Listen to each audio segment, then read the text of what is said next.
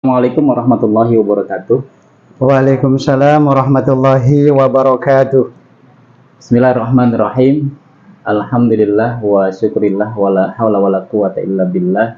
Amma ba'du. Rabbi shrah li sadri wa yassir li amri wa hlul 'uqdatam min lisani yafqahu qawli. Shadaqallahul azim. Alhamdulillah, pada kesempatan sore hari ini kami kedatangan tamu dari penyuluh agama Islam KUA Kecamatan Cengkareng, sekaligus juga penyuluh teladan finalis tahun 2018. Kita sapa pada Ustadz Aan Subhan. Assalamualaikum warahmatullahi wabarakatuh. Waalaikumsalam warahmatullahi wabarakatuh. Ya, alhamdulillah. Ustadz Aan, bagaimana kabarnya? Sehat? Alhamdulillah Ustaz Iqbal, kabar sampai detik ini, hari ini Allah berikan kita keberkahan, sehat walafiat. Alhamdulillah. Ya, di tengah-tengah kesibukan beliau, alhamdulillah bisa menyempatkan silaturahim di KUA Kecamatan Kalideres. Mudah-mudahan bisa memberikan informasi yang update nih ya, terutama tentang program dan kegiatan kepenyuluhan di KUA Kecamatan Cengkareng. Baik, kawan-kawan atau sahabat penyuluh di mana saja berada, bersyukur kepada Allah Subhanahu wa taala pada kesempatan sore hari ini kita masih diberikan kesehatan. Ya, mudah-mudahan kawan-kawan penyuluh di mana saja berada juga dalam keadaan sehat walafiat. Dan kepada Ustadz Aan Subhan, kita nanti bisa ngobrol-ngobrol ya, bisa sharing program, bisa sinergi, kolaborasi dengan kegiatan-kegiatan yang bisa memberikan manfaat tentunya untuk binaan dan masyarakat pada umumnya. Kalau di Cengkareng, secara kondisi potensi wilayah, kira-kira bagaimana tuh Ustadz Aan, bisa dideskripsikan? Ya, silakan Ustadz Aan. Iya, terima kasih Ustadz Iqbal. Alhamdulillah, saya bersyukur karena pada hari ini, siang hari ini menjelang sore, dapat bersilaturahim ke KUA Kalideres, dan tentunya saya juga mengucapkan ribuan terima kasih bisa sharing, ngobrol santai, ya, ngobrol perkara inspirasi ya, kalau saya bilang ya. Alhamdulillah, tadi katakan bagaimana potensi masyarakat di wilayah Kecamatan Cengkareng ya, sangat heterogen Pak Iqbal ya. Itu terdiri dari berbagai macam suku ya, kemudian agama, dan potensi-potensi dari remaja, orang tua, anak-anak ya, balita, kemudian komunitas-komunitas ya. Komunitas yang ada seperti remaja masjid, Karang Taruna, dan ada juga di sana ada panti-panti sosial ya, yang perlu wajib kita jamah. Dan juga ada komunitas-komunitas hobi seperti olahraga ya kan, kemudian bela diri. Sebetulnya potensi di Kecamatan Cengkareng itu sangat luar biasa, karena Cengkareng itu cukup luas ya, dengan kapasitas penduduk yang luar biasa banyak ya, terdiri dari 6 kelurahan ya. Kemudian di situ juga ada beberapa stakeholder yang juga menjadi potensi buat kepenyuluhan kita di wilayah Cengkareng, Pak. Ya, alhamdulillah ya. Jadi kawan-kawan dan sahabat penyuluh serta masyarakat khususnya di wilayah Kecamatan Cengkareng ya, bahwa memang di KUA Cengkareng ini memiliki beberapa layanan ya, terutama layanan tentang kepenyuluhan. Dan kira-kira Ustadz Aan, penyuluh di KUA Cengkareng berapa personil ya, baik P3K-nya maupun penyuluh agama Islam fungsionalnya? Iya, untuk penyuluh agama Islam yang ada di tim kami di KUA Cengkareng itu ada terdiri dari FAIF ya, penyuluh agama Islam fungsional itu ada 3 orang ya, 1 perempuan 2 lelaki, kemudian untuk P3K-nya adalah 3, 1 lelaki 2 perempuan berbalik, dan yang PNP yang masih honorer itu ada sekitar 5 ya. Jadi potensi kita itu luar biasa. 5 tambah 3 8, tambah 3 berarti 11. Luar biasa, 11 penyuluh agama Islam di kantor KUA Kecamatan Cengkareng. Untuk wilayah 6 kelurahan. 6 kelurahan. Nanti kita dibagi di situ, ya kan? Wilayah kelurahan Kapuk siapa petugasnya, kemudian Kedawang Kali Angke, Rawabuaya, Cengkareng Timur, Cengkareng Barat, kemudian Duri Kosambi, dan seterusnya, ya. Seperti itu Pak Iqbal. Ya, berarti kalau di penyuluh KUA Cengkareng ya, berarti memiliki program dan juga memiliki progres, ya, progres serta mungkin proses dan output daripada kepenyuluhan tersebut, otomatis nanti ini menjadi pertanggungjawaban sebagai laporan juga ke Kementerian Agama ya. Iya, betul. Ya, sejauh mana penyuluh KUA Cengkareng ini melakukan kegiatan-kegiatan kepenyuluhannya dan juga apa yang sudah dihasilkan dan apa juga yang sudah dilayani oleh penyuluh KUA Cengkareng saat ini. Iya, untuk pelayanan, ya kebetulan pada bulan-bulan Agustus awal ini kita membuat sebuah program, ya yang namanya podcast. Ya, Pusat Layanan Pusaka KUA Cengkareng. Nah, disitulah kita berbagi informasi, berbagi misi, berbagi ilmu, ya berbagi ilmu.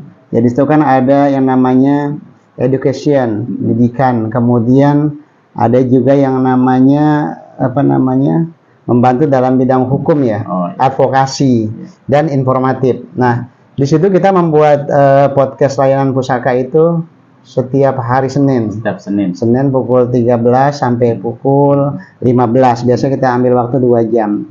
Nah, apa yang ditampilkan, apa yang diinformasikan, yaitu sekitar layanan pusaka, pusat layanan keagamaan di KUA. Contohnya apa? Sistem informasi kemasjidan, kemudian konsultasi pernikahan, mungkin di situ ada juga ada konsultasi keluarga sakinah, ada bimbingan penyuluhan bahaya narkoba, aliran sempalan, terutama mandatori halal, ya, informasi tentang pembuatan sertifikat halal bagi pelaku UMKM yang dalam hal ini sekarang itu self declare ya, yang masih gratis ini, bapak-bapak ibu-ibu, yang masih gratis nih. Beliau nih pakarnya untuk Jakarta Barat, luar biasa.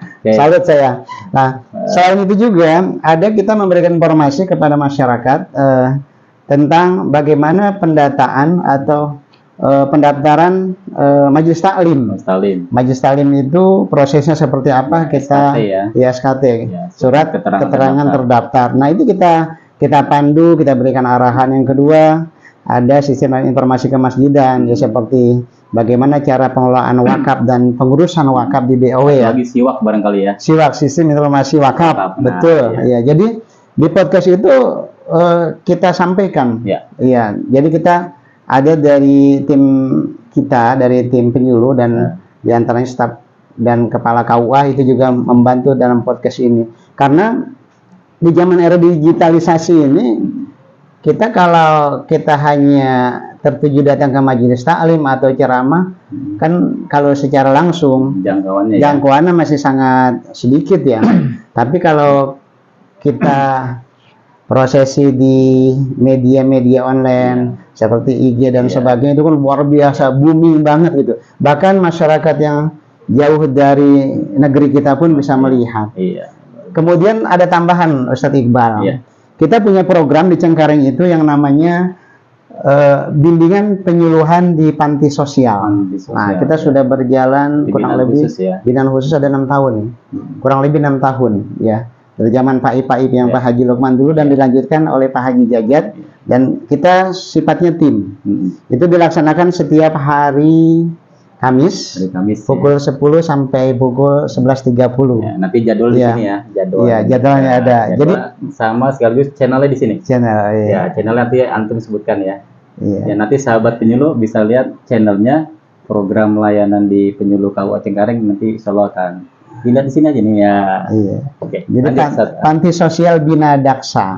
Bina Daksa itu artinya warga binaan kita yang mohon izin memiliki kekurangan dari segi fisik, keterbatasan karena akibat kecelakaan, kemudian karena akibat dari mungkin dari asalnya ya, seperti ya Sejak lahir ya. sejak lahir itu dikumpulkan itu di Panti Sosial Bina Daksa. Nah, kita setiap hari Kamis itu bergantian Ya. mengisi dengan tim-tim kita, apakah mengajarkan Al-Quran, kemudian bagaimana cara sholat, Ya. kemudian bercerita tentang tarikh Islam, Ya. sejarah Islam, Ya. sholawat, ya, ngaji dan sebagainya. Pokoknya dengan metode menyenangkan ya. Metode menyenangkan, dan metodenya itu juga kita lebih pendekatan personal approach ya, artinya lebih pada dari hati ke hati ya, sambil kita Namanya salawat, sahati ya. sahati. Kasih halal gratis. Sertifikasi halal gratis. Ya Pak Iqbal, itu di antara program kita yang ada di KUA Kecamatan Cengkareng, Ya, luar program biasa. penyuluh. Dan satu lagi Pak Iqbal, yang lebih juga agar para penyuluh menjadi booming juga di wilayah setempat itu, kita juga jangan lupa bekerja sama dengan stakeholder atau katakanlah hubungan lintas sektoral. Nah, ini yang penting karena kita di wilayah tidak mungkin bisa bergerak dan berjalan sendiri tanpa adanya dukungan Ya. atau adanya motivasi dari bapak-bapak kita, para pejabat yang lain. Contohnya apa? Lintas sektoral. Lintas sektoral seperti kelurahan, kecamatan, kemudian ada lagi mungkin dari ormas keagamaan ya, seperti Majelis Ulama Indonesia, para ulama, kemudian ormas-ormas keagamaan, Dewan masjid ya. dewan masjid dan sebagainya, itu perlu kita rangkul. Kita mungkin berajang Masih sana. dengan Polsek juga ya. Betul, Polsek, kemudian Babinsa Empat pilar ya, ya. 4 pilar yang ada di wilayah kita. Nah, itu sedikit banyaknya cukup membantu ruang gerak dan kerja kita, Pak Iqbal.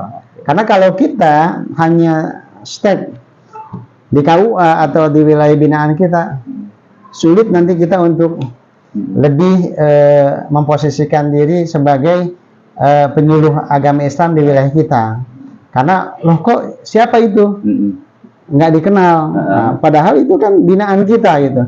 Contoh, ada beberapa majelis taklim yang perlu pembinaan. Ya, majelis taklim itu kan terdiri bukan hanya majelis taklim bapak-bapak, ada ibu-ibu, ada remaja, ada majelis taklim anak-anak ya, yang terutama TPQ itu. Nah itu, jadi itu yang perlu kita miliki adalah hubungan kepada lintas sektoral, Ya, gitu, kerjasama Pak, ya. kerjasama, gitu, Pak, Oke, ya. luar Ya. biasa, sahabat penyuluh, ya baik kawan-kawan penyuluh ataupun masyarakat ya, khususnya yang di wilayah Kecamatan Cengkareng, yang mudah-mudahan ini bisa memberikan informasi yang manfaat, ya mudah-mudahan bagi masyarakat ya yang ingin berkonsultasi ya baik perorangan ataupun kelompok. Ya, insya Allah mungkin nanti akan diberikan layanan oleh para penyuluh KUA Kecamatan Cengkareng.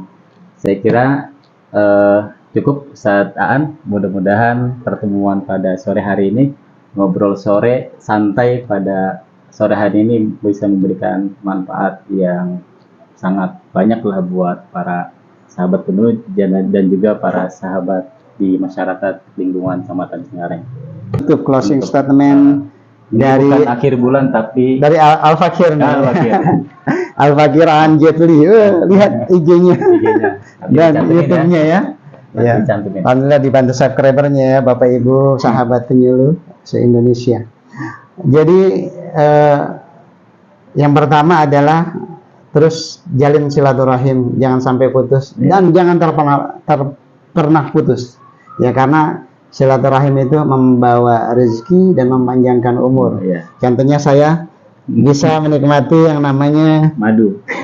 apa? Maduku. Iya, Madu akasia. Tapi jangan sekali bawa madu ke rumah ya, bapak-bapak ya.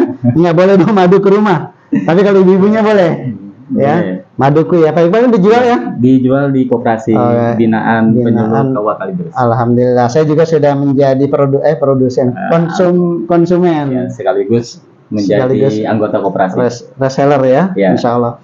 Yang kedua adalah selain silaturahim, yang kedua jaga kekompakan kebersamaan. Sebuah permasalahan problematika kehidupan, baik di pribadi maupun di organisasi, akan dapat kita telaah bersama dengan apa? Dengan baik ketika kita menyikapinya dengan positif thinking. Oke. positive thinking, jangan bersuudzon, tetap berhusnuzon. Apapun yang terjadi pada diri kita, pribadi kita, organisasi kita, dan keluarga kita, kita berhusnuzon kepada Allah. Pasti semua ada jalan keluar dan solusi terbaik. Oke. Yang terakhir, Luar biasa. yang ketiga adalah jadikan pengalaman kehidupan ini untuk memotivasi masa hidup yang lebih baik ke depan. Gitu, Oke, Pak luar Iqbal. biasa. Ya, berikan Iya. aplaus nih buat wisata A. Kita Terima sapa ya, mudah-mudahan manfaat untuk kita semua. Kita sapa para sahabat penyuluh. Assalamualaikum warahmatullahi wabarakatuh. Waalaikumsalam warahmatullahi wabarakatuh. Ya, sukses buat Ya. penyuluh Indonesia.